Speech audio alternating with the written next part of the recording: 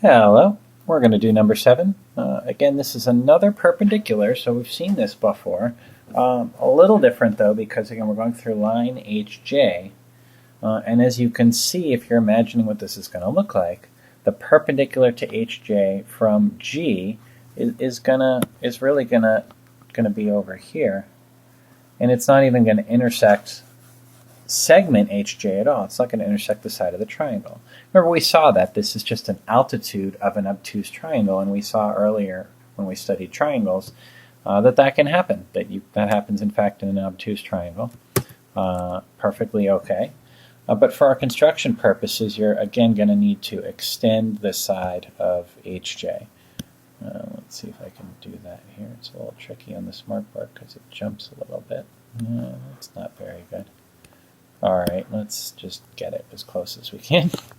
Gotta love technology. That's pretty good. Good enough for our purposes. Alright, now I'm going to go ahead and do my construction. So again, I'm just going from G. I'm going to put my center on G.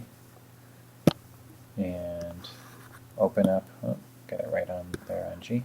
Open up to an arbitrary radius. Whoa, that's not a good arbitrary radius because it doesn't reach the line. So let's try again. Open it up a little wider.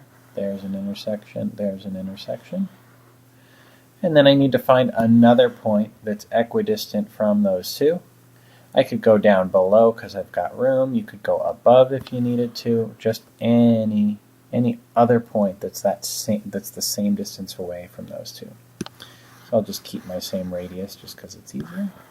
But you could have picked a different radius if you liked, as long as this arc and this arc have the same radius, so that those two arcs over here that make this intersection point are equidistant. So those two are equal.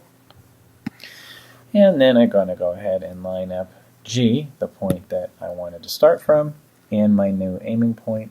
And there, whoopsie, that did not look good. Let's try that again. That's better. Isn't that pretty? Isn't that pretty? Look at that nice, beautiful perpendicular. And so that is perpendicular to line HJ from G. And that's that.